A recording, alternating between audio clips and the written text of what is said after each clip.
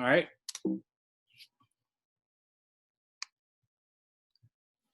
So first, to address the elephant in the room, I'm going to ask our principal to talk a little bit about what the school year is going to look like for the 2020-2021 school year. Ms. Rachel Amstutz.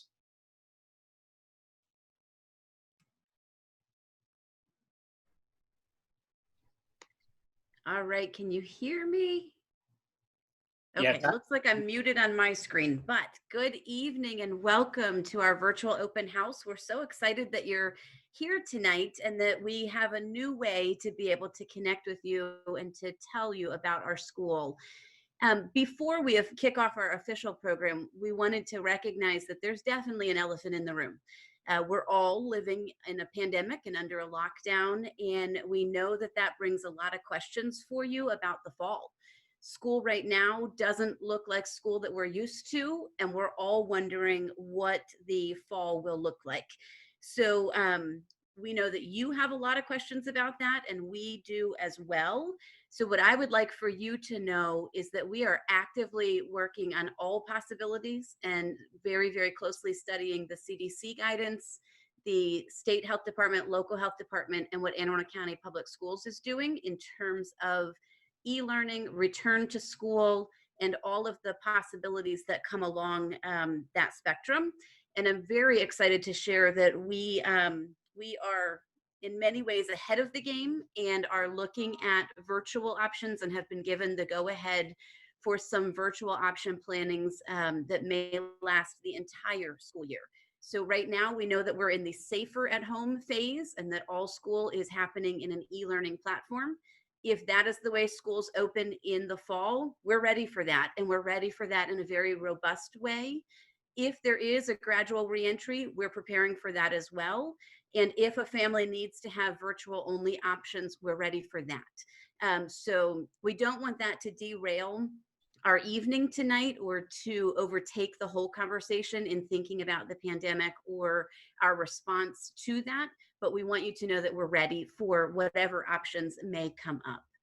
So with that, Mr. Turner, I'll turn it back to you to kick off the official program. All right, thank you, Ms. Amstutz. First of all, Rachel, Ratasha, can you guys hear me?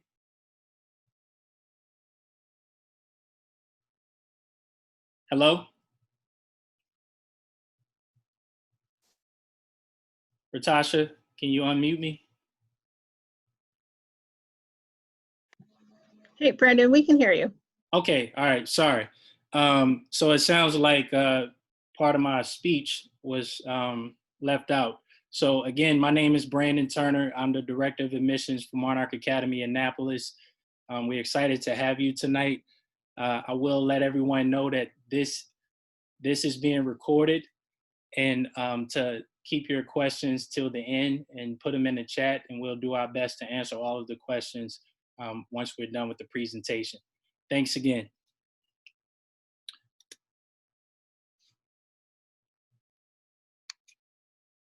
My biggest guiding principle would be that children are our biggest treasure, and that as adults, we have the power to change the trajectory of their lives and to make possibilities for their lives happen, to show them that more is possible.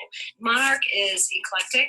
It's eclectic with its student body, and I think it's eclectic with the staff that are here as well. I think I operate off of something that I saw on a t-shirt years ago, and it's the 3 C's, commitment, caring, and compassion. I think it's really important that we bring those 3 C's into the field of education each and every day. A commitment to making sure that we give our students the best each day.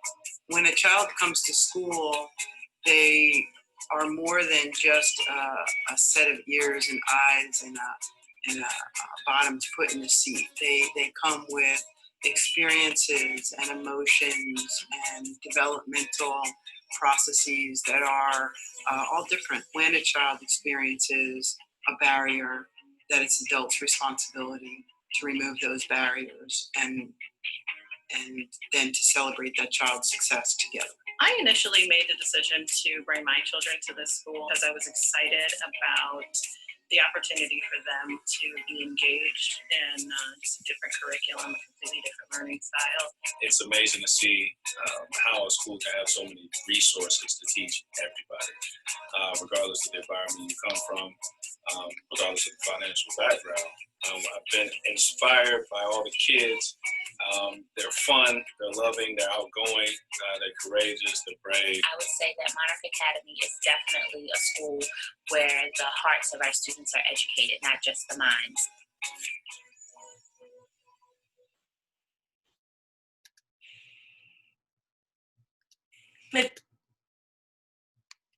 My biggest Okay, so the mission statement for Monarch Academy Annapolis is we educate the whole child by empowering students to embrace diversity, inspire curiosity, and cultivate compassion.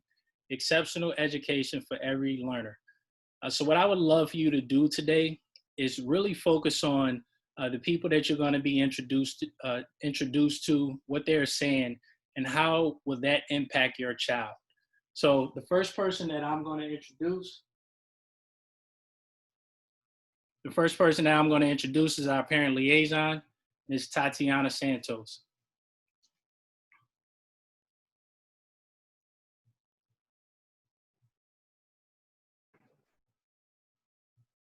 Can you hear me? Yes. Okay, great. It says I'm muted, but okay, good. So welcome everybody. Thank you for coming out. Like Brandon says, my name is Tatiana Santos. I kind of have a couple roles at Monarch. My first role is I am the bilingual parent liaison. So basically I am there to make your life easier. I am kind of your eyes at the school. I work in the main office, so you'll see me a lot. I help with communications, anything you need, as little as passing a message on to the teacher, helping to facilitate a meeting, working with the help room, anything you need, I'm there to kind of help. I also love, my fun part of that job is to host a lot of events. For example, I did a daddy-daughter dance for the past couple years, the trunk or treat, Christmas or holiday parties, as well, classroom parties, basically anything I can do to help at the school, work with the administration, the main office. I also work with Brandon on the admissions team. So a lot of you have gotten my phone calls, just helping with registration and our new online process. And I'm also a parent. I have a third grader for the upcoming school year and a new kindergartner coming in for the upcoming school year. So I'm here to help. Anything you need at the school, nothing is too big or too little. I am definitely all here to make your guys' life easier and to help out. So I will leave my information in the chat for the end questions and answers. Back to you, Brandon. Thank you, Tatiana. And Tatiana, it's an understatement of how much she means to the school. So she's definitely a good person to contact if you have any questions regarding the admissions process or once you're a family attending the school. All right, so next I would like to introduce our secretary, Ms. Naya Curtis, and Naya also handles our social media accounts.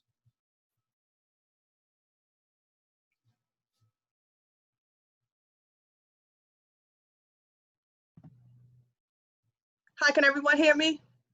Yes, we can hear you. Hi, good evening, everyone. So like Mr. Turner said, my name is Miss Naya Curtis. I also work in the main office, just like Ms. Santos. I'm one of the 3 secretaries at Monarch Academy Annapolis. In addition to being the secretary, I do attendance there. So anytime a student comes in and they're late and they have a doctor's note or anything like that, I would be the person that parents or students would talk to, teachers. In addition to also being the attendance secretary, I am a part of the admissions team with Mr. Turner and Ms. Santos. So you've probably also received some registration calls from myself as well, maybe even some text messages to follow up. And last but not least, one of the best parts that I love about my job, besides being around the children, would be being able to do our social media. So we have 3 social media channels. We use Instagram, Facebook, and Twitter. I will be putting those handles into the chat, but I can also read them off. So our Instagram is Monarch Academy Schools. Our Facebook is Monarch Academy, and our Twitter is Monarch and AACPS. So on those social media platforms, you'll see all types of fun things that we do in the school. If you start following now, you'll see a lot of cool things that we're doing virtually, and it'll be a great way to stay connected with the school. So definitely follow us, tune into a lot of fun that we have at such a great school. Once again, I'm Miss Naya Curtis. It is so great to see all of you all. I'll also be posting my email in the chat in case you all have any questions. And Mr. Turner, I'm turning it back over to you. Thanks, Naya. Naya, she's an amazing person at the school. One thing I will say that I don't necessarily enjoy doing this open house virtually is not being able to see the faces of all the families and the kids. Like we have a good time as a team, as a unit. We like working together, and we enjoy having fun with our families, and we respond well to the smiles and the charisma from our families. So it's a little tough having this open house virtually, but we're gonna do our best and keep pushing through. So the next person I would like to introduce is our office manager, Ms. Ratasha Harley. Hi, everyone. Good evening. I'll make sure to. Can everybody hear me? Yes, we can hear you. Perfect. Okay. Good evening. As everybody else has welcomed you, I will do the same. Thank you so much for joining us. I am the office manager and financial secretary. I did a new slide, so I don't have the fancy one that everybody else has. So you don't see all of my info, but just like Ms. Tatiana, I've been there since the beginning. I am deeply passionate about the work that we do at Monarch Academy Annapolis, and we just continue to do greater things and have so much dedication to our students. You won't see me in the front office as much as I used to be, but I do still like to meander out there, like the action of the front office. But 9 times out of 10, if you are having any interaction with me, it's probably just because I'm being involved as a parent, or I'm helping out up front, or helping Tatiana with some kind of event, because of course we all wear many, many hats. Also, I'd like to point out that it was mentioned during our run through that this is not the fun portion of the presentation. So as you can see, I did a nice virtual background because I'm from Hawaii and I like to think that I'm fun. So boom, there you go, Mr. Turner. This is my fun part. I was asked to just briefly go over the applications process. I know that there may be some of you on here that are just still considering and still making a decision and have yet to apply. So in the slide here, I have the link to our website on our admissions page, where you can find more information, of course, about our school, but also on how to apply. If your child is a current Anne Arundel County Public School student, it's a very, very simple process. Brendan, if you could go really quick just to the magnet page. Once you go through a couple of clicks, you'll get to this page. In the username, you'll use their lunch ID. It's just a 6-digit student ID number. And then their password would be their birth date. And that's 4-digit year, 2-digit month, 2-digit day. Once you go in, all of your demographic information, all that stuff is already there. A few clicks and then you're done. If you are from outside of the county or private school or out of state, you'll have to input a lot of that data and create a new account. But again, it's a very, very easy, easy application. Brandon, if you could go back to the other slide. Thank you. I am sending out offer letters every Friday. I typically pull them in the morning, so if you happen to apply on a Friday, or you did last week Friday and you haven't heard anything, that's probably why, because I'll pull it in the morning, and then, if it comes in later than that, it'll just roll into the next week. Ms. Amstutz, of course, can speak a little bit more about, numbers or, whatever bar us, but just in my experience, we don't ever not allow children to enter our school. It's usually their age that may be a barrier. And so for kindergarten, you have to be 5 years old by September 1st, and for first grade, you have to be 6. I'm pretty sure, again, Ms. Amstutz can expound on this, that we're not, just because of our current circumstances, going to be able to do the early admissions testing, but I don't want to speak to that with any kind of authority, but those are the guidelines. We do accept students on a first come, first served basis. So if you are still considering applying, I would say please do it now. We're already getting a lot of applications in, which is kind of unusual sometimes for the spring, but most of us are at home now, and they definitely ramp up over the summer. So, as our grade level capacities fill up, then we start to put kids on the wait list. And of course, once child goes on the wait list, we have no idea when we'll be able to offer that seat. So again, if you're interested, please, I would encourage you to do that as soon as possible. And just like everyone else, I'll put my name and my email in the chat if you have any other questions for me. Thank you, everyone. Thanks, Ratasha. The funnest person at the school, absolutely. So Ratasha, we have a few guests that's trying to get into the chat, into the Zoom meeting. Can you please allow them to come in?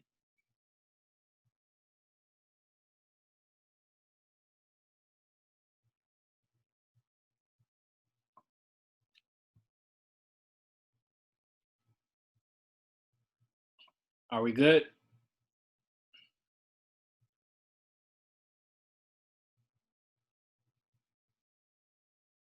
All right, so I'm going to continue. And again, I'll repeat, this is recorded, and our goal is to have this on our website. So if you missed a portion of the presentation, or if it's something that was covered and you would like to go back and hear what was said, feel free to visit our website hopefully by the end of the week, and this should be on our website. So the next person I would like to introduce is our registrar, Miss Alina Ruiz.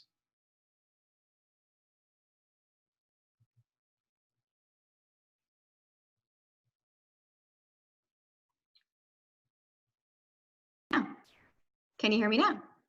Yes. Yay! Okay. Hi, everyone. My name is Alina Ruiz. I am the registrar at Monarch Academy, Monarch Annapolis.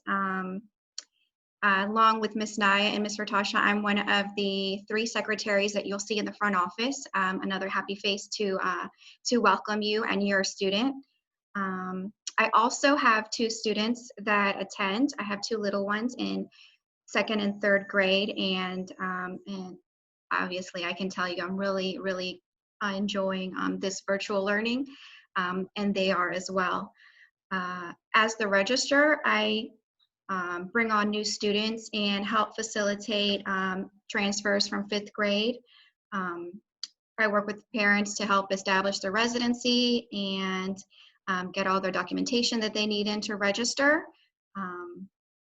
From birth certificates to immunizations, lead certificates, really important stuff that we are going to need to get your students started. But obviously we know that a lot of you are having, you might have some difficulties getting those, so we'll gladly work with any of you having issues accessing any of those documents. If you have any kind of changes in circumstances, if you're moving, if you need to talk to us about custody, you could come to me with that information as well, because we want to make sure that your student is safe and that we have all the information we need. And lastly, right now, while we are in this virtual world, you will be registering on DocuSign. Mr. Turner asks Ms. Ratasha sends the applications out on, sends the acceptances on Fridays. You'll be seeing a screen that you can log into so that you can complete your registration online at this time. You may hear about other things from the county about how to register, but at this time we're going to be using DocuSign, and you will be using our way of registering. It's a pretty easy process. You will see this page, enter your name and your email address, and then it'll take you to all the documents that you need and mention to you what kind of things you need to attach. One thing to remember is to have all your documents ready, or you'll have to go back and do it again.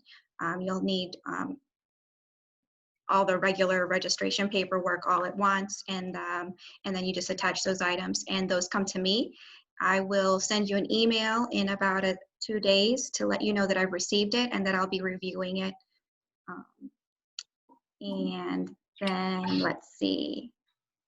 After that, if you have any, you probably know that we're not at school right now. So if your student is transferring from another school, we will work with the other school in the background as we're being allowed into schools to access documents, files.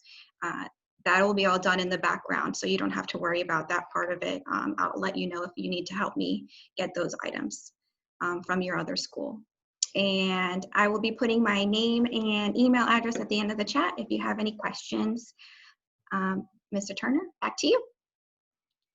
Thank you, Miss Alina. So that completes all of our front office staff and the application and registration process. So we're going to get into some school stuff. So next, I would like to introduce our school counselor, Miss Nikki Johnson.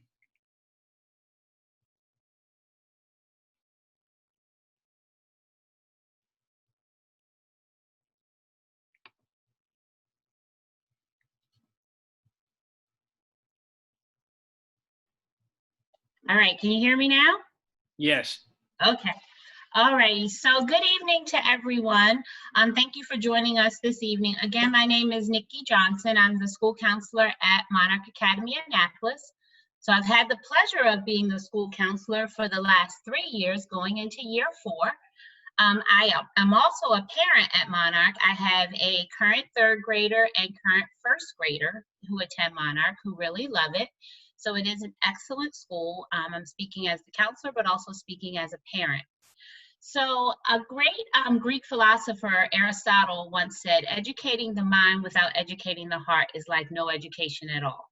So I think that is our foundation at Monarch Academy Annapolis, the importance in educating the hearts of each of our students. We want to equip our students with the social and emotional learning skills they need to not only be successful at school, but we also want them to be successful in the workforce as they continue to grow. And most importantly, we want them to be successful in life. So when you think about education, especially if you are a parent of a kindergartner, you're probably thinking about, I'm going to pick the best school. They have a rigorous program academically. I want my kid to get good grades. I want them to be a reader and a mathematician. But guess what? We want your child to be a good person.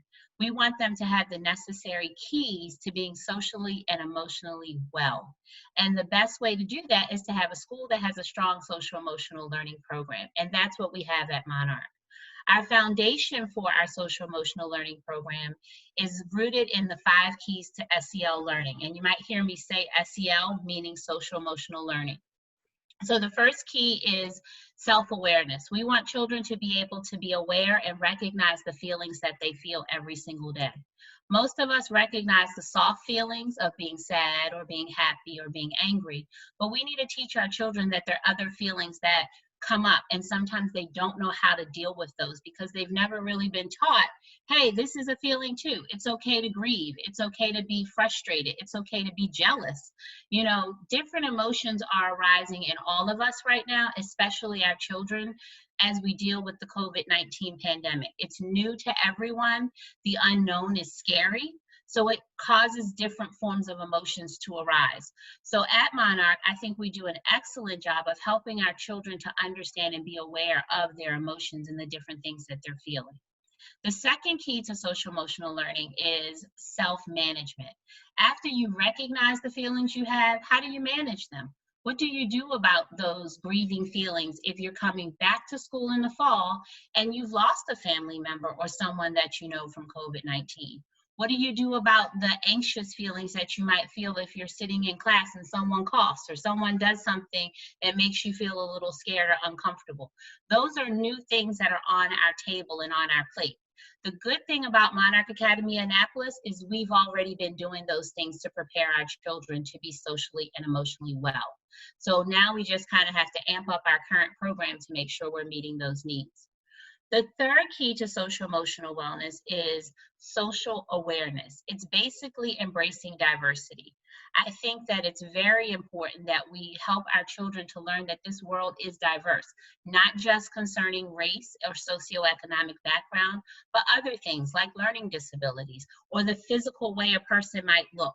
We want to explain to them that the uniqueness and the special characteristics of everybody in our building and everybody in the world is what makes our world exciting.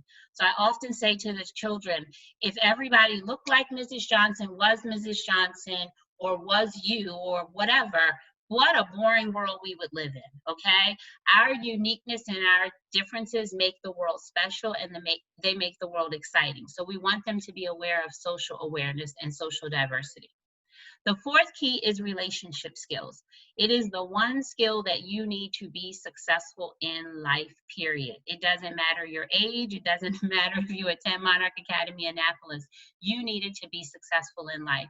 So we want to make sure we reinforce those particular skills with our students each and every day, whether it's peer-to-peer relationships, peer-to-teacher, or even teacher-to-teacher, or teachers and staff to the parents. We want to make sure we have strong relationship skills in our building.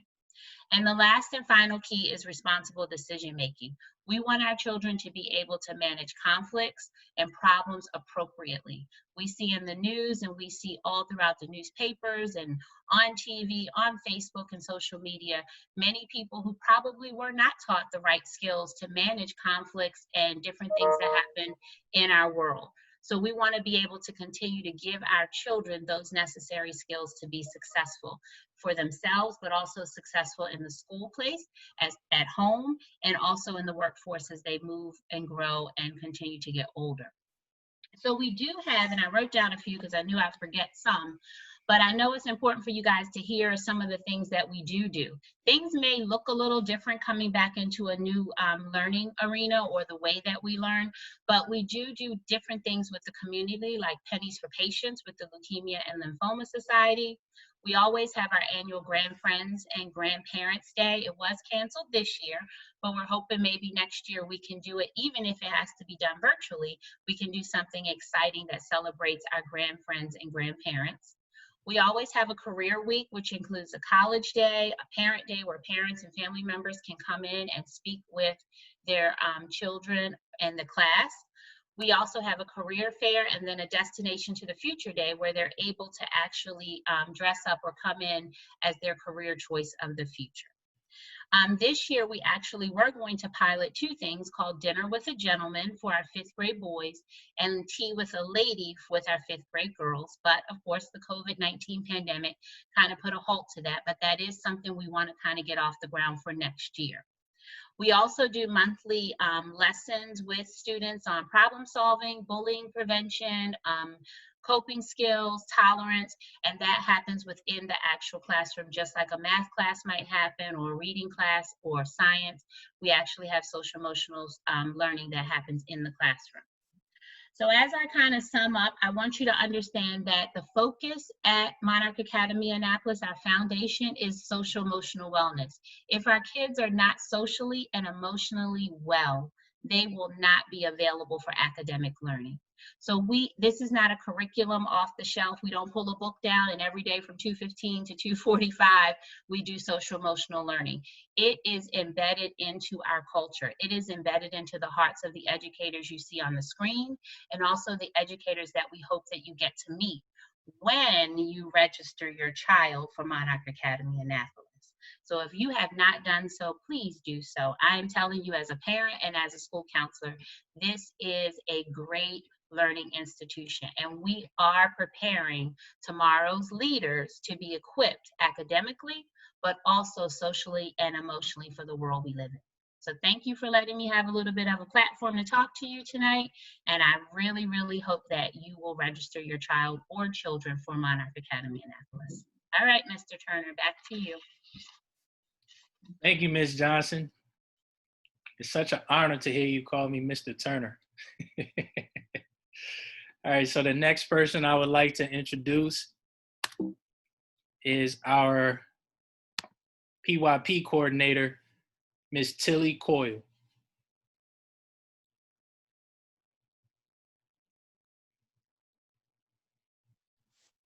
Aha. All right, unmuted. All right, welcome everyone. What a pleasure. We've got, I think I counted 56 participants. That's fantastic. So PYP, what is PYP? Now this is our curriculum. PYP stands for the Primary Years Program. It is the elementary level of International Baccalaureate. So we do things, we approach curriculum a little differently at Monarch Academy. My work with PYP actually began in Anne Arundel County several years ago, around 2011, where I was one of the first PYP coordinators for the first round, we'll say, of schools becoming authorized to implement the primary years program within Anne Arundel County Public Schools. Fast forward, I moved away and found myself, this job came up and this opportunity to come back to Annapolis arose, and I grabbed onto it for a few different reasons. Okay, first and probably foremost is I'm very, very passionate about this different type of education that we are offering our children at Monarch Academy. It's a different approach. It's an inquiry-based approach. I was really, really excited to come into a school kind of like Nikki from the ground up, you know, really build a culture around inquiry and question asking and building these young minds. But I also came back because I love Annapolis, and I saw this opportunity for like an elementary charter that could cross neighborhood lines and bring everyone together and be a cool reflection of this great city we live in. I had, like I said, I had moved away, and it was just something I really could not resist. I've been there since day one. This is now closing out year 3. We're steadily working towards our authorization as an International Baccalaureate World School. It does not come easy, especially when you fold in layers of starting a school from scratch. But we're getting there. We're getting there. So the passion I have for IB, you know, it started many, many years ago. I was an educator, a high school educator in Switzerland. I worked in international education, and I became exposed to this program. I had no idea that I would become involved in working with the little ones. But as I started pursuing my master's and got more into this really incredible and strong approach for teaching and learning, it was inevitable. But, you know, being a science teacher lends yourself to wanting to create curriculum that's very hands-on, that's highly, you know, inquiry-based. So that's a little bit about how I got here. I too am also a mom at the school. I think in the picture that you see, the 2 smaller guys, George and Gus, who now goes by Matthew, are both students at Monarch Academy. Again, they've been there since day one. It's been, you know, an incredible journey and experience to work alongside. I mean, shoot, we have so many parents just here on this call, alongside such incredible families. So they are a big part of my why as well. Now, there's so much that I could tell you about this curriculum model that we do. However, I want to point you to I would like to point you to a website that we actually created in response to COVID-19, to the school closure. I'll put it in the chat if we can't find it on the slide. But the website basically, if you click on the tab that says IB PYP resources, you're going to find my contact information, but you're also going to find what you need to know about what makes PYP different than the maybe traditional school that isn't operating a PYP program. So within that, you're going to see a PYP overview that's actually made for parents.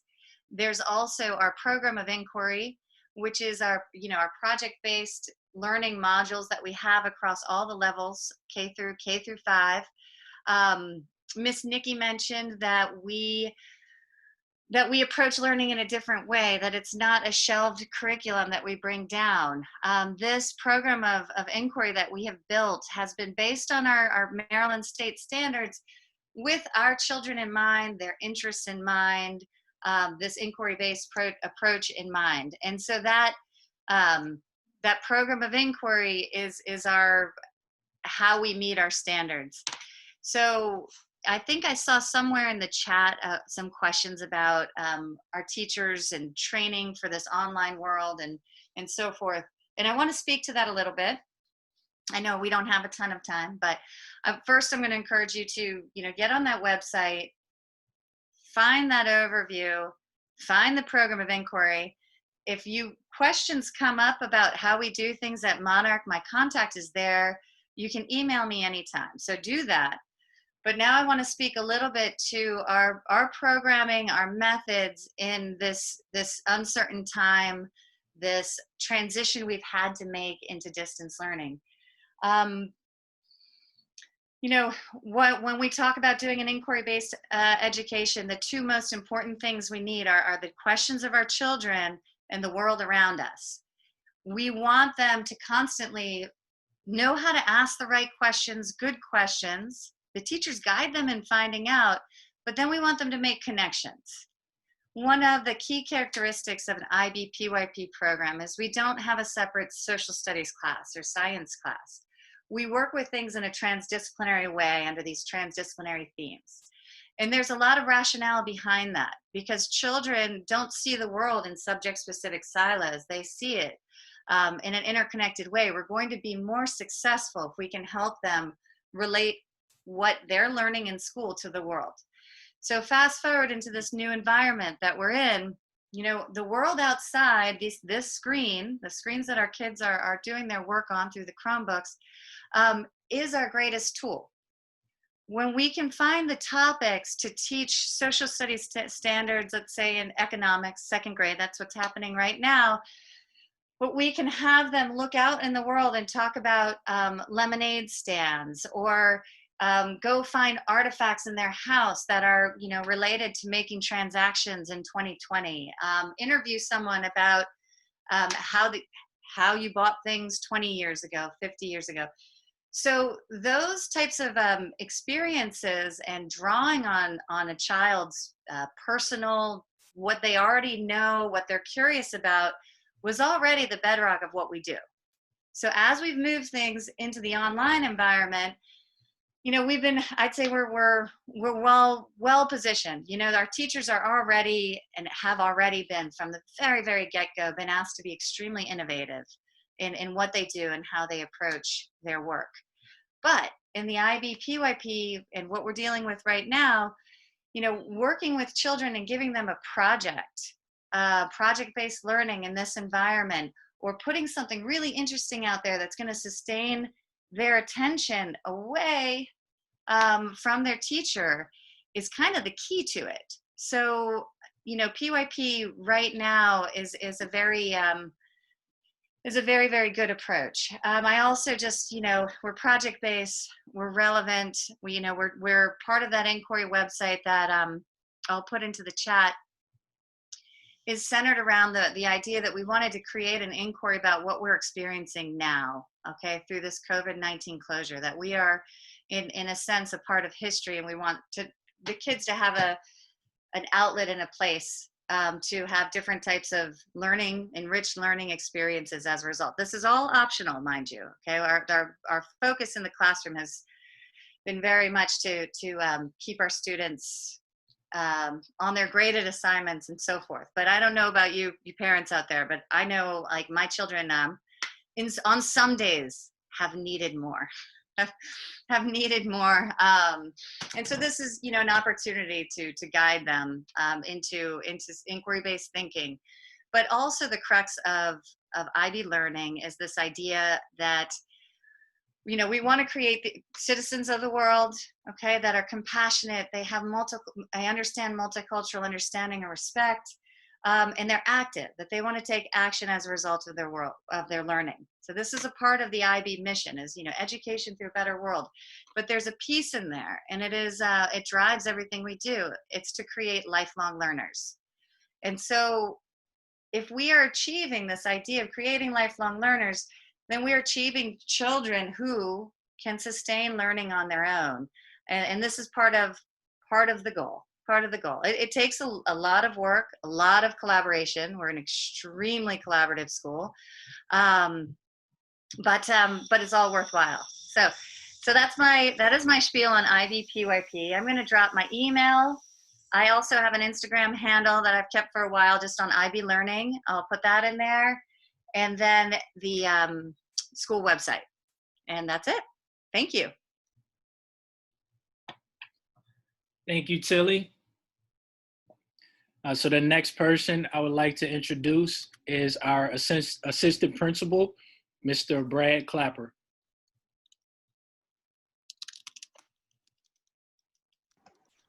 All right, can everyone hear me okay? Yes, sir. All right, wonderful. Thank you, Brandon. So I will let you know that this is my first year as an assistant principal here at Monarch. And as a former teacher in the county, I was a 5th grade teacher for 6 years and also a Title I math teacher. One of the things that really excited me about the prospect of this school is that it is a little bit different. And really, in my former experiences, we were required to usually follow a curriculum very closely. We also had to stay in the state standards on it, which we do a lot of that here now. But a great thing that I see when I walk in the classrooms of Monarch is that our teachers don't have to just stay by what's written on that paper. It's not a list of they have to do this lesson on this day. They have so many options for creativity of when they can look at an assignment and a task and look at a standard and then think, what's the best way we can use this to connect to my 25 students in my class? And the great thing about that is all 25 of our learners in a possible 5th grade class, they all learn differently. And we have some amazing teachers that can then take that, utilize the knowledge they have about their kids already, and then build lessons that are really focused on meeting the needs of those students, and also realizing that you don't have 25 kids that are all the exact same, that all learn the same. So that's one of my favorite things about being here, and that opportunity for them to go beyond just, you know, this is on the pacing guide, we're going to do that. That's really not the approach we take to it. We look at the standards and say, this is what our kids have to learn. Now let's be creative and let's try to infuse as much as we can into it. One of the great things about that is it doesn't limit what you can do. And as Tilly said a moment ago about the questioning, our kids, once they learn that process, they learn that they can add in topics that help take that a little farther. Then you're really changing your instruction based on your kids, not just making your kids fit into that bucket of this is what it has to look like. So when I'm walking through the hallways of kindergarten through 5th grade, I'm seeing amazing things that go beyond just what I think of a typical lesson, but we're really utilizing what's interesting our students and also letting them kind of control what direction we're going in. We really rarely say to a teacher that, no, you can't do something when we look at curriculum ideas and topics of what they want to bring into a classroom.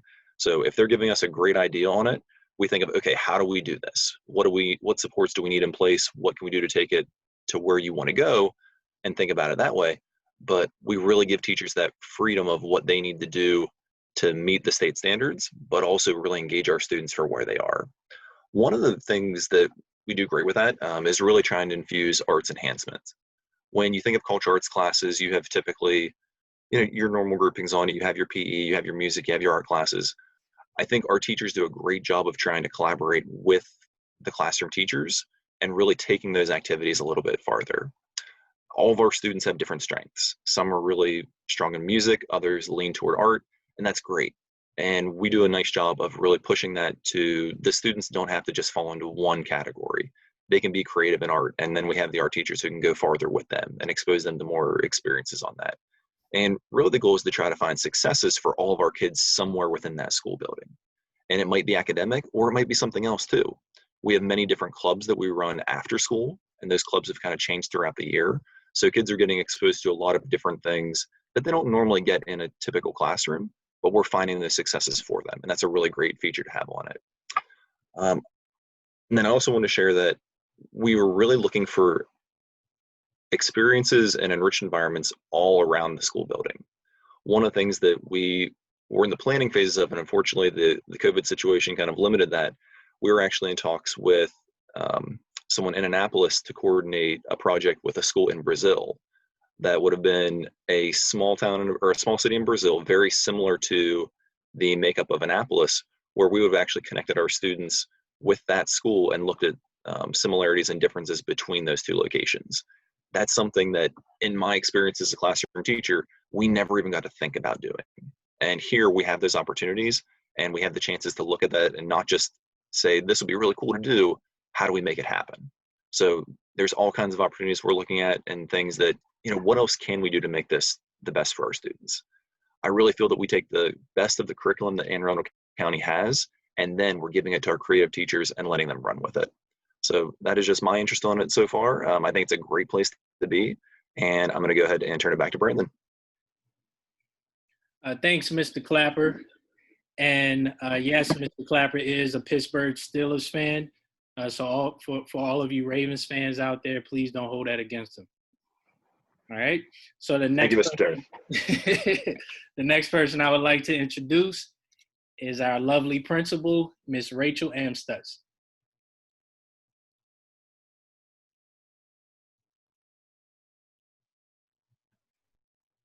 Can you hear me? Yes. Okay, perfect. So before I get started, I'd like to take a moment and introduce you to our brand new second assistant principal. If you can scroll through the photos there, Mr. Shay Johnson is joining us here tonight. Shay, can you go ahead and wave? Everybody can see you for a quick second. We're very excited to bring Mr. Johnson on with us. And do you want to say anything right now? You're good. Okay, perfect. So I'll do the talking for him for a quick second. We are honored to have him join our team. And this is his first opportunity to be able to connect with us. He doesn't officially come on until July 1st, but he brings just a fascinating resume and set of experiences that seem tailored for our school specifically, including having worked in public charter schools before, and his own children have attended the Monarch schools here in Anne Arundel County. So we're delighted to have him join our team this year. And on my end, everybody was telling you such amazing things, and I wanted to join in and chime in and continue that conversation. So I have a few talking points to really jump back in on and share with you. Basically, you heard our mission statement at the beginning, and Monarch Annapolis was contracted, the Children's Guild was contracted by Anne Arundel County Public Schools to open a school with a main purpose of helping to alleviate overcrowding in the Annapolis area and offering a school of choice in the Annapolis area. We were contracted to implement both the primary years program that you heard of and also the performing and visual arts, so that when students leave our school, they're prepared for either of the Annapolis middle schools, which Annapolis Middle School implements the IBMYP program, and Bates implements the arts, performing and visual arts program.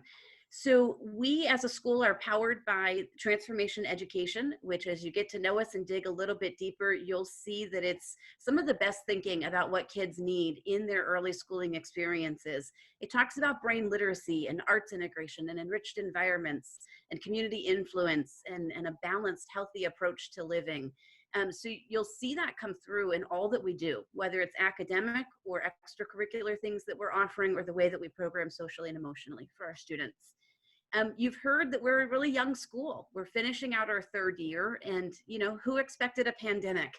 But it's been exciting to see our school rally in this time. And so in terms of the focuses for next year and where we're going, we have a very big focus on social emotional learning. You heard Ms. Johnson talk about that. We are also adding a Dean of Culture to our school who will assist with this.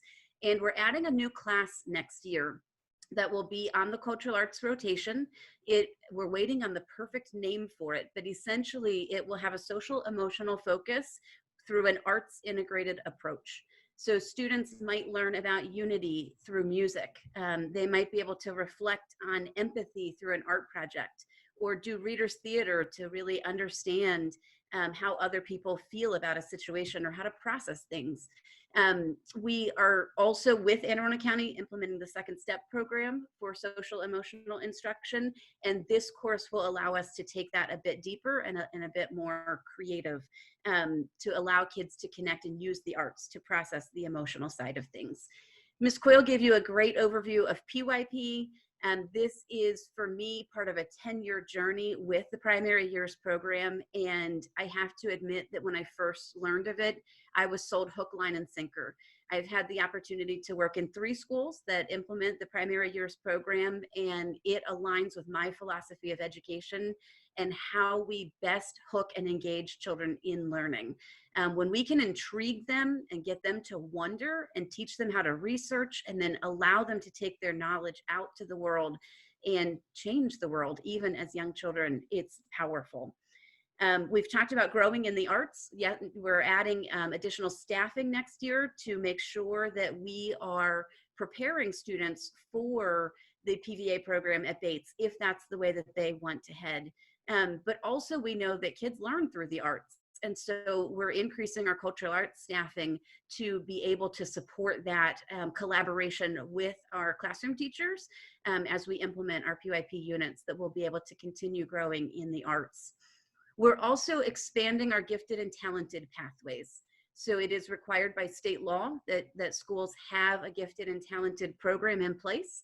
We do implement what Anne Arundel County implements, but we're also taking that a step beyond. We are weaving in other gifted and talented opportunities, creating cohorts of students within each grade band, and adding pathways within our PYP units that give students choice and voice and the opportunities to dig deeper and go into more enriched experiences at the level that they are ready to be a part of. I saw some questions about the transition to e-learning and how we'll be preparing our teachers for that. I can tell you that at Monarch Annapolis, we did implement e-learning differently than Anne Arundel County Public Schools. That is one of the benefits of being a charter school or a contract school. We have the leeway to do things differently at times, and we elected to use iReady as the curriculum platform for our students while we're in this school closure.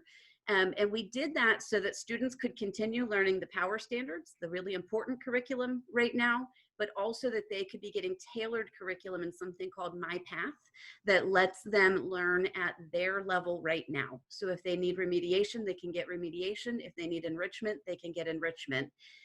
We will be training our teachers more in the summer, and as we're learning more about what e-learning will look like in the fall, if that will continue or if it'll be a blended model. But we're also able to share some powerful experiences that we've had across our grade levels. We're learning along with everybody else in America right now how to get this right, but the power of connections has been huge. So to see young students log in and do Spanish bingo with their Spanish teachers and to hear them giggle and just connect on their classroom has been powerful. We're working on a video, so I encourage you, Ms. Curtis told you at the beginning of all of our social media avenues, I encourage you to follow those. We have a video coming out shortly to tell about the experience our 5th graders have had since we shut down. They have completed, I believe they're in their 3rd novel about a long walk to water, and was one of the novels, and they've been doing a lot of activities related to that and connecting it through course discussions. It's connected to their math, their science, their reading. It's been a powerful experience. But our kids have been logged in for live instruction many hours a day. And reports are from parents that it's consuming the conversation at home, that it's been a really, really worthwhile experience. So no matter what level of e-learning we will be in the fall, we are preparing for that. We are exploring the resources and the technology resources and identifying best practice to be ready for that and to get our teachers ready for that. In addition to learning and academic content, we also realized during this shutdown that our kids needed connections that were social in nature. So as soon as we were learning of our shutdown, we sprung into action and were able to create e-clubs.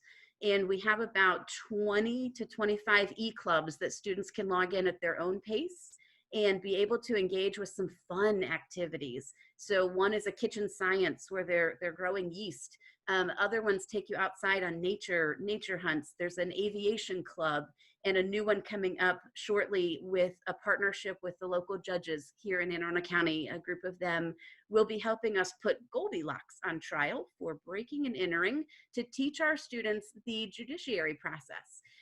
So we're always looking for new and creative ways to meet our kids for whatever they need. That we're able to enrich their world and their lives and help them become caring and contributing members of our society. So I know I've been going on for a while. The last thing I will tell you is that next year we are growing to our maximum capacity. So we are adding additional classrooms and additional teachers. Mr. Clapper and I have been interviewing pretty much round the clock and around the globe since January. And we have identified some of the best and the brightest partners to come join our team next year with the amazing team that's already here. And this will allow us to increase to our maximum capacity of 805 students. I mentioned we're adding a third administrator and a dean of culture and additional cultural arts positions. These are all intentionally designed to meet the needs of our students, our families, and our community. We're actively in the process of achieving the goals that we set out at Monarch Annapolis, which is to be one Annapolis, to bring together the city and to show that it's really possible to do great things with students coming from all over the city and from very diverse communities. The power of unity is becoming evident here at our school. So with that, I can pass it back to Mr. Turner, and I think we're going to shift into some questions and answers times. Yes, so let me pull up the chat. I know Tatiana has, she's been trying to address some of the questions, but we'll go ahead and discuss some of the questions. Let's see.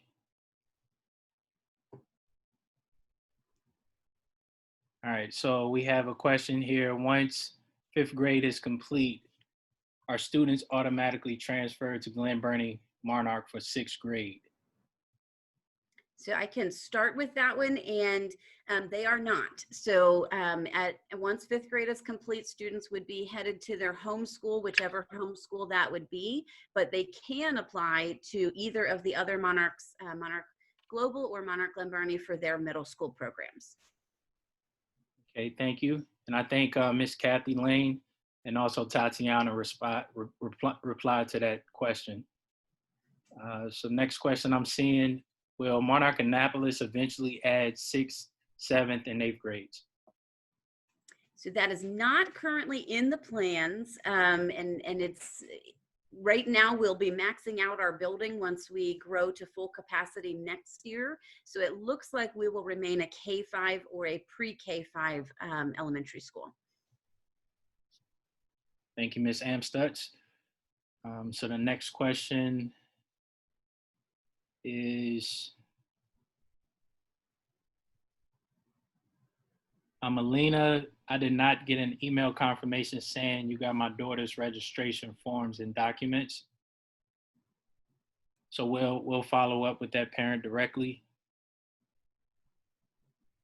And am I missing any questions? I just want to make sure I'm not overlooking anyone.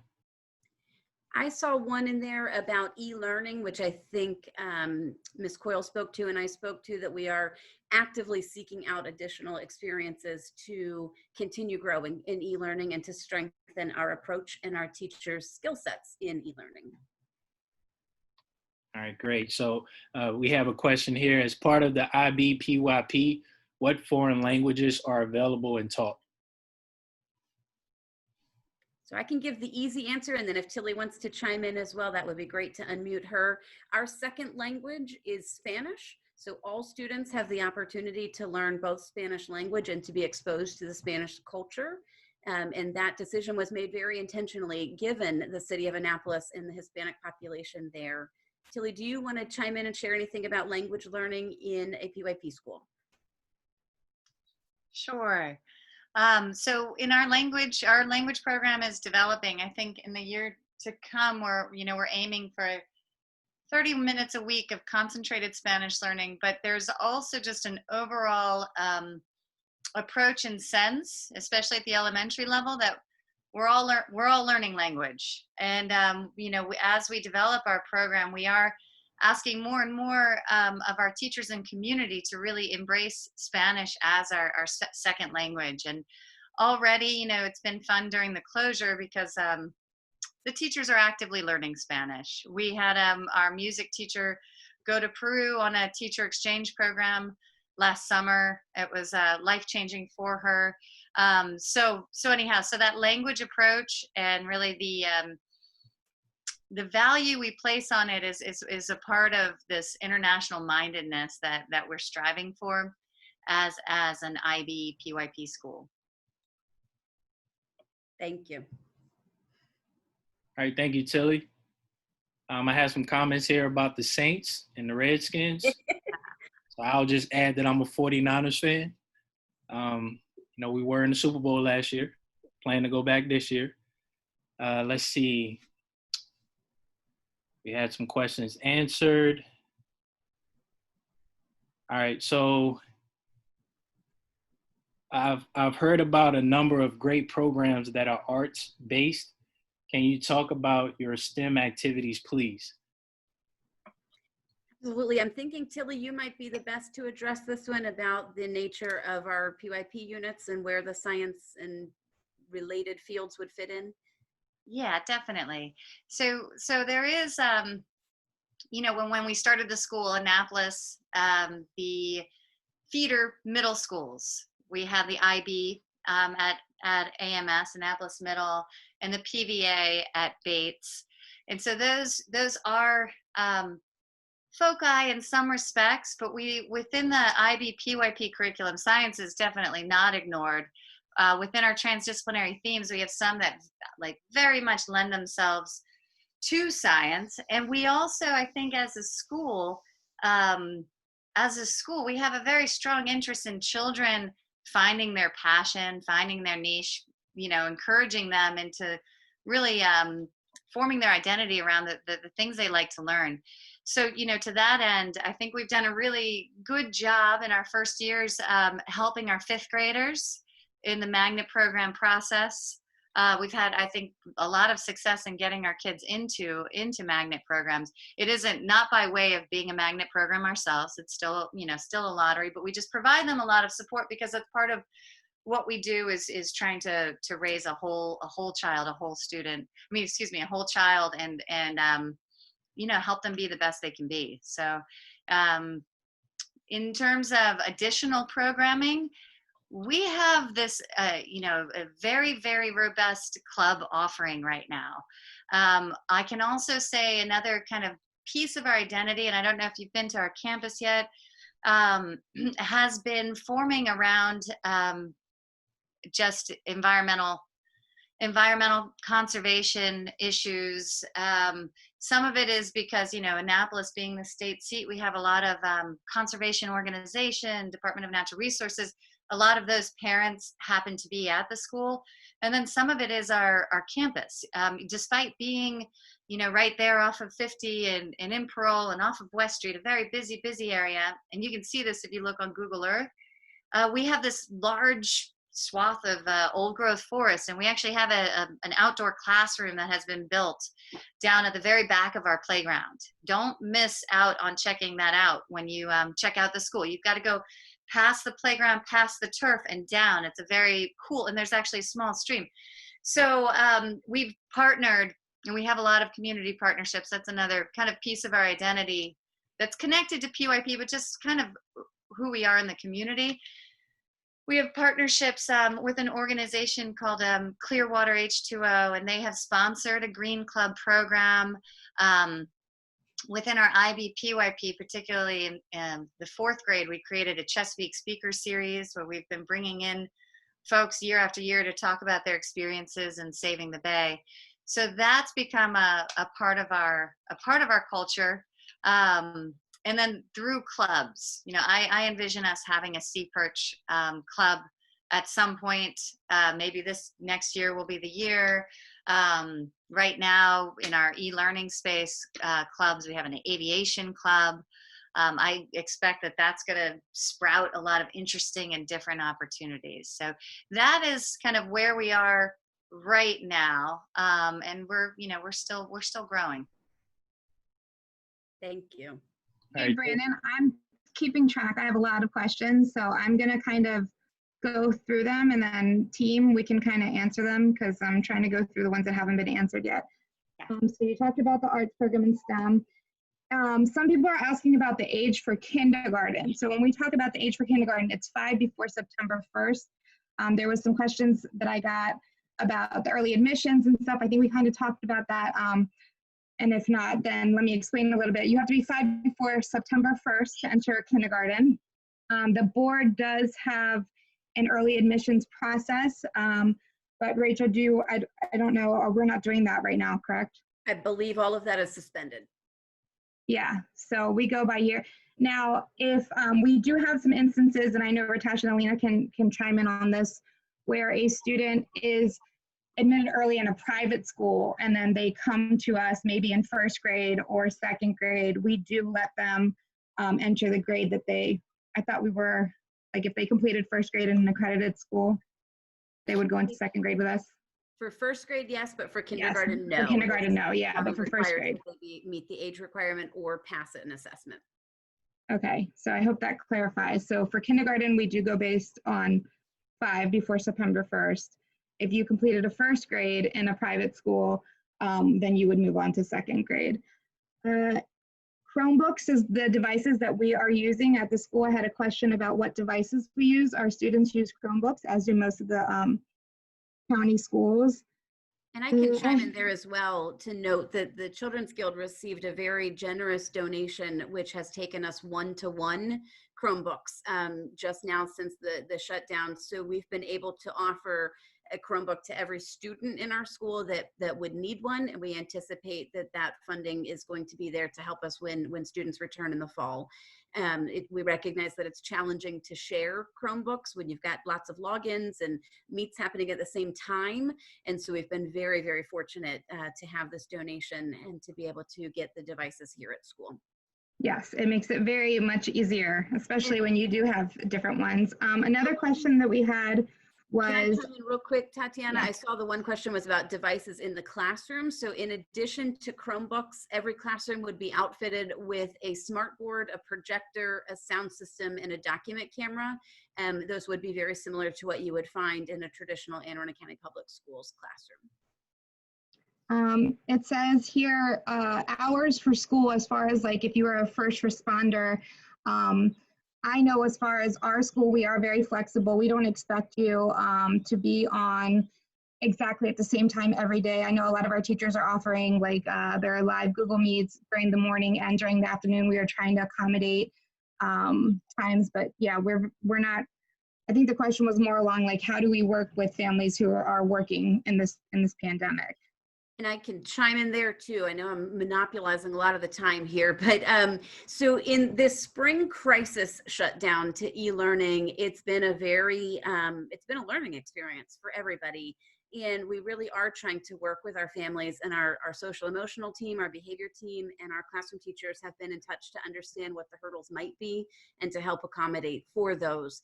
In the fall, we'll continue to work with families, but we expect that the State Department of Education will be issuing guidance that we need to increase the expectation on learning and on attendance. So there will still be flexibility based on what people need, but we also need to increase what's being delivered to our students and what students are learning.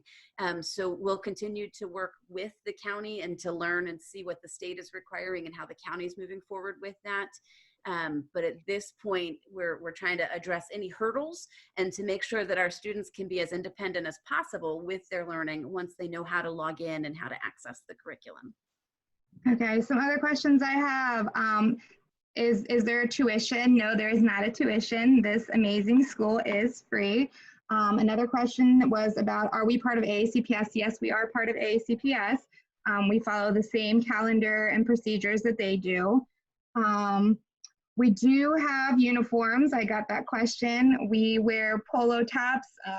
the buttons with navy blue, Carolina blue, white, and yellow, and then khaki navy blue bottoms.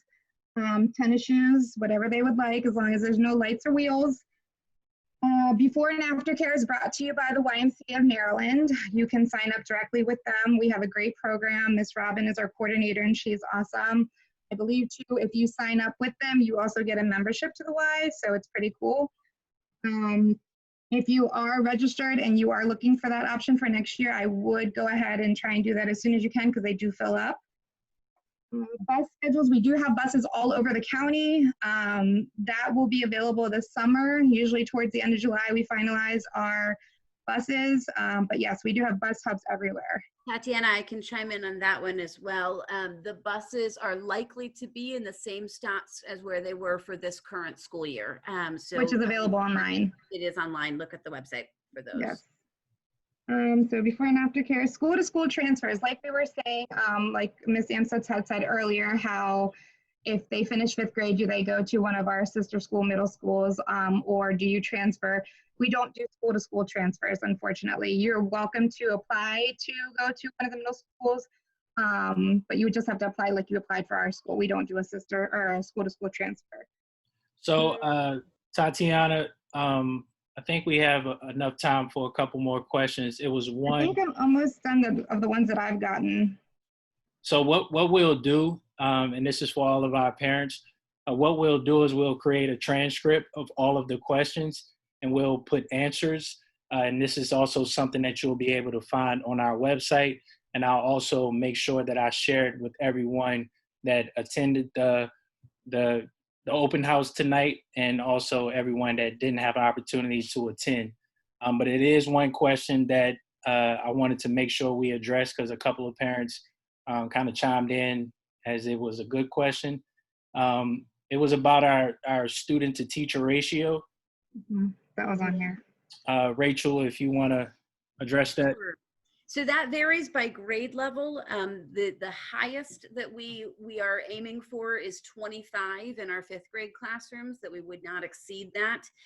In the primary classrooms, we're looking in that 18 to 20 range. And we also have a full-time assistant in each of our kindergarten classrooms, which is a little bit different than the model that Anne Arundel County offers, where you would have shared assistants. And then in our 2nd to 3rd grade range, we're right around 22 to 23, 24 kids, give or take. One more question I got. Can anyone outside of the school access iReady? Is that something public, or is that something that has to be, like you have to have an account for, the teacher has to assign? I believe you have to have an account through a school. Okay. All right. All right. I saw one too. I know, Tatiana, you had addressed uniforms. One asked, are they optional? Because in a lot of the pictures in the video, the kids weren't wearing them. So Miss Johnson is completely in charge of like spirit days and school spirit. So we have a lot of days where the kids can express themselves and wear all kinds of fun stuff. So that's probably what you saw. Our camera crew came on a spirit day that day. That's why kids are all in red in our video. We didn't really realize it was going to be a spirit day when they made this video. So yeah, but we do wear a uniform, but they have plenty of opportunities. Every other Friday, I believe, there is a spirit day. And then the children within the class can earn incentives like pajama days, crazy sock days. So there's definitely other chances for them to be out of uniform. We also do sell Monarch t-shirts that we'll be having out. So you will see some of the kids with the Monarch logos, and they can wear that as a uniform too. All right. So again, to the families, we will make a copy of all of your questions and we'll do our best to answer each one. For the ones that sent private messages, we'll reach out to you directly. But again, we thank you for attending our virtual open house tonight. We can't wait to give you an opportunity to see our school. It's amazing. We have the best facility that I have seen in a school. And I stand by that. So when you get an opportunity to see the school, you can let me know your thoughts. So Rachel, is there anything else you wanna say before we log off? No, I'm seeing more questions coming in, so we will definitely continue to get answers to those. But again, I can echo that we're so excited that you were able to take the time to be here with us tonight and to learn a little bit more about our school. We are beginning to see our seats fill up, and so we actually are getting, or we're at a wait list level in a few grades, or we're right there. We're waiting to see if we have any students who are moving out of our school that would free up any seats. So if you're interested, I would definitely encourage you to complete that application sooner. When I shared at the beginning, when we talked about the elephant in the room in the fall, nobody knows exactly what the fall is going to look like right now. We will be releasing some virtual seats and more information about that. I think Mr. Turner will be able to send that out to the whole mailing list as soon as we've got all of the information known and compiled, but we do anticipate filling our seats extremely quickly. So if you are interested in a seat at Monarch Annapolis, now's really the time to get that application in to hold your seat for your child for next year. So if there's anything else we can tell you, please feel free to reach out to any member of the team here at any time. All right. So that everybody gets an opportunity to ask a question or even think about a question, I'm going to keep the chat open for the next 10 minutes to give everybody opportunity to ask their questions. And again, we'll do our best to answer each question and follow up with our families. All right. Thanks again, everyone, and enjoy the rest of your day. Thank you, everybody. Thank you. Bye-bye. Good night.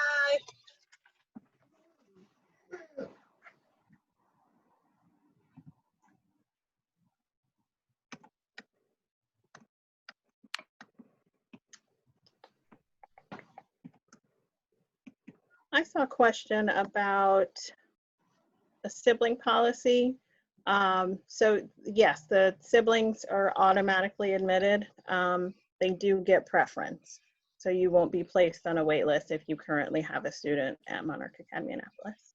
But they still have to apply, right? Yes. Yep. There was a Lunch is question the same. asked twice. Somebody asked about lunch applications. Lunch is the same. We use the same system.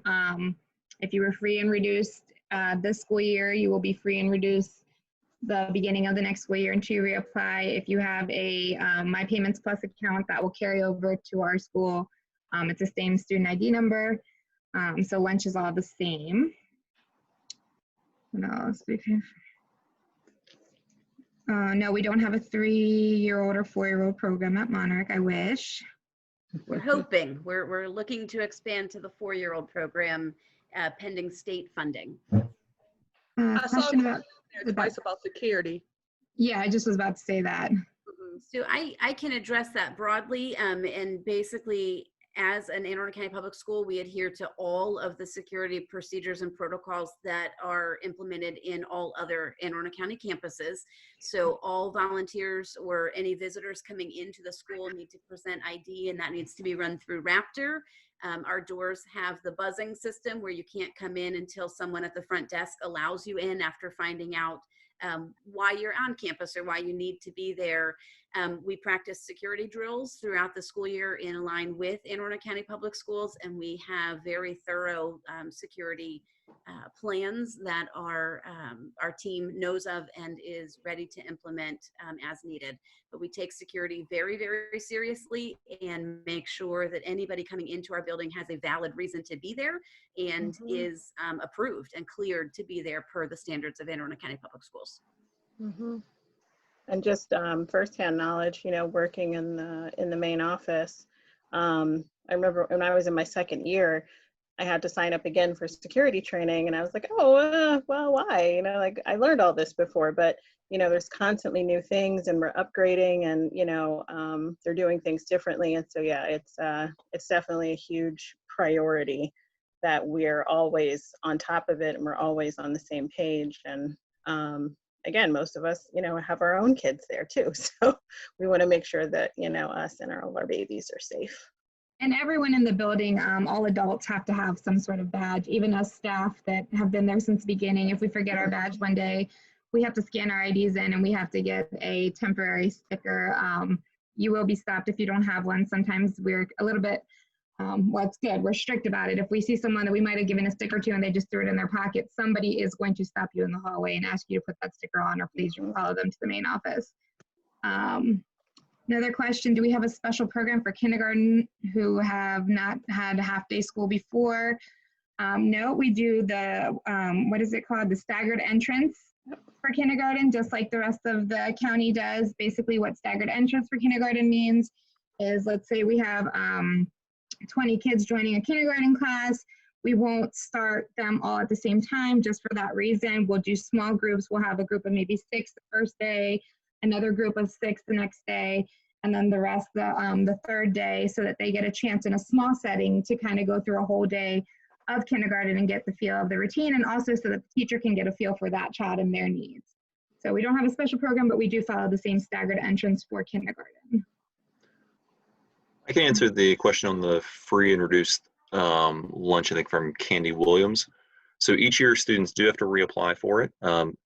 If you apply for 1 year, so the students who are current right now, their applications for it run through the beginning of next school year. So that way families still have time to fill it out within those first couple of weeks. Week of October. Yep. As long as you fill it out again, and everything on there is actually done through the Anne Arundel County Public Schools website, where there are just a couple of clicks, it gets you to the application, you complete it, and then you're qualified for that year if you meet the guidelines for the system. Yeah. I spent my first couple months helping people do that. So if you need any help doing that, then that's kind of, it's pretty, we can do it over the phone. It's actually pretty quick to do. And it's actually, we need those, right? We use those numbers for other things too, like Title I resources and things like that. So even if you weren't really interested in the program, we always suggest that everyone does it because that data helps us for funding.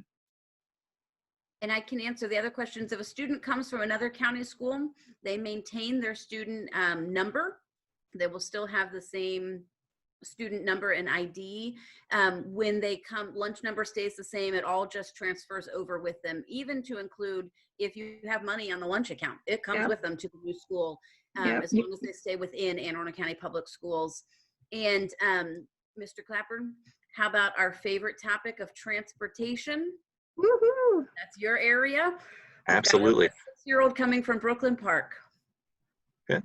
So we actually have organized it this current school year. We had it set where we did place bus aids on several of the buses, especially the one coming from Brooklyn Park, mainly because it's a pretty long ride coming down from there. So we had Mr. Blue, who's one of our absolute best aides. He helps us out in a lot of capacity in the building. He's actually the aide for that building. So we have the bus driver and then the aide positioned in it as well. And we anticipate doing the same thing moving forward next year as well. And also we tend to keep our kindergarten and first grade students up in the front of the bus so that the bus driver can keep an eye on them. Our bus drivers are very aware of who rides their bus and who gets off where. So they really want to make sure that they know where the students are, that they're waiting to meet a parent, hopefully at the site, or a babysitter, or whoever would be picking the child up there. So everybody's nervous putting young kids on a bus the first couple of weeks of school. And we definitely encourage you to practice that with your child so that they know where the bus stop is and what it looks like.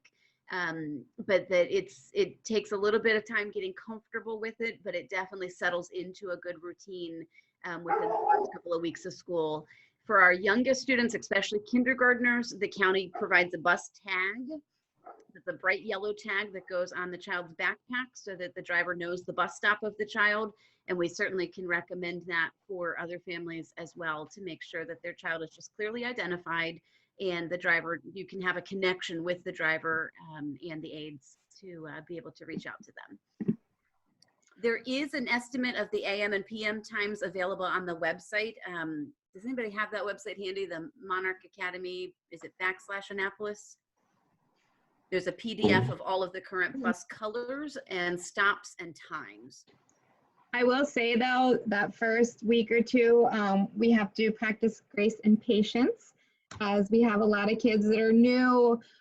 traveling on new buses. We have kindergartners that might be nervous after their first day of school, and we're not just going to throw them on the bus. We're going to take maybe a minute or two to kind of make sure they're okay. They might need an extra phone call real quick that might put our buses behind a little bit, because we want them to feel good and safe and that they're going home. So that first couple week or so, we do ask for a little bit of a leeway, just because it's a transitional time for them. And I also see the question about bus stops closest to the home. Yes, for charter schools, you need to look at the bus list and see all of the choices and pick one that would be the closest.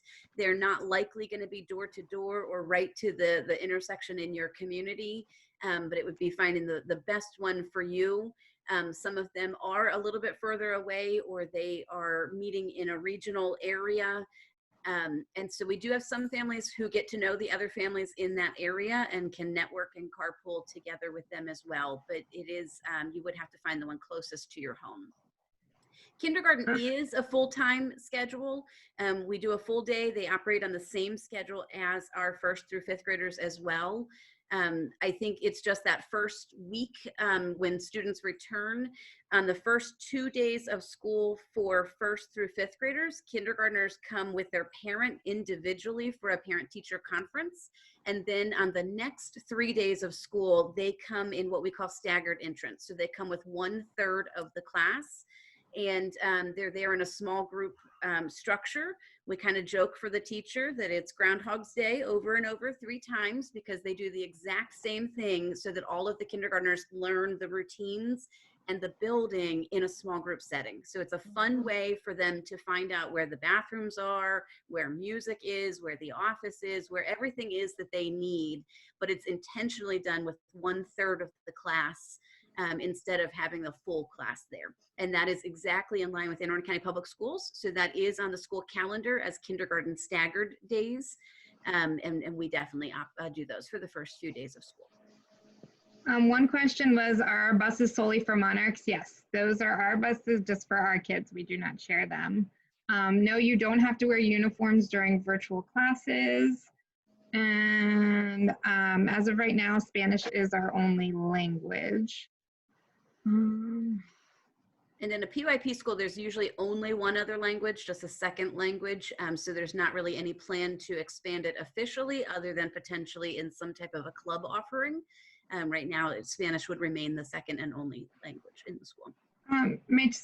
Maybe you can answer this. This is, can my child do both virtual and in class, or do we have to pick one or the other? So a lot of that is still developing, Right. and it's going to depend what the county and the state end up deciding as we prepare for the fall. We are exploring, and soon we'll be able to offer an option of strictly virtual for a small group of students. It looks like it'll be about 150 students who it would be a blended virtual opportunity, where the expectation is the majority of it will take place at home. Up to 20% could be in the school if the family is comfortable with their child being in a school. All of that is contingent on the local policy with all education for all students. If the Anne Arundel County Public Schools opens in the fall on a fully e-learning, so will we. It's really dependent on the guidance from the local health department and the school system's understanding and interpretation of the MSDE requirements. One more I'm getting, is there testing that they get into kindergarten if they're more advanced? No, there's no testing to get into kindergarten. And is there a way to find out if they're more advanced or if they're bored? How do we challenge them more? So the only testing was the testing that was mentioned earlier, which would be if a student, if a parent were wondering if their child should skip kindergarten and be admitted to 1st grade early. And so that's the testing that's currently on hold. And it's extremely rigorous testing. So your child needs to be not only outperforming kindergartners, they would have to perform on standardized national assessments in the top % of the next grade. So they'd almost have to be ready for 2nd grade to be able to pass the county assessments for that. So our teachers do definitely differentiate, and we have a wide range of student abilities. Even at kindergarten, there are many students that are reading well above grade level, and we want to meet them where they are and support them there. One of the beauties of PYP is that it does allow entry points and interest areas into big topics that are applicable and appropriate for that age level, that allow them to go deeper in those contents. So that's also why we are really building our gifted and talented pathways, that we want to be making sure that we are engaging and enriching students to their highest ability. So that's definitely work that's coming. And kindergarten is full-time. I think we were confusing somebody or some parents with the whole staggered entrance. No, kindergarten is full-time. It's just that first week is a transitional week, so their schedule is a little bit different that first week of school, but they are full-time. I think that's pretty much it. I think after that, we can just go back through the chat and make sure we got to everyone's questions. I did see one about field trips. Did that already get addressed? Oh, no, I didn't see that Did I one. speak about that? Go for it. Someone asked, how often do we have field trips, and is there a list of clubs? So anybody chime in and correct me if I'm wrong. I believe we have an average of about 2 per grade level, but obviously that's, you know, more dependent. Oh, Tilly, there you go. Our goal, I think our goal each year is to have 2 special experiences, the field trip outside of the school, and sometimes we call them incursions. We've had like Maryland Science Center come and do their blow up planetarium. In terms of clubs, I mean, right now on the MAA inquiry website, there's a listing of our e-learning clubs, but the clubs do, you know, tend to kind of evolve. I think there's some that we know are pretty set, but they are still, you know, we're still developing that club program. But I mean, it's really grown. I think, how many did we have last year? Like 10 maybe? And I mean, I'm sure we at least doubled that this year with what we were able to offer. So yeah, the clubs are that opportunity to build relationships. So it's neat seeing kids in their different dynamic. It's been a positive force in the school. So I think we'll be continuing that.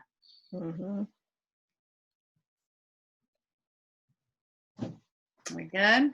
I think we got it. I'm going back through right now. I think we got most of them, if not all of them. We'll look at it. All right, I think we're good. Right. Thanks again, everyone. All right. All right. Thank you, everyone. Thanks, Brandon. Thank you for joining us. Take good care. Stay well.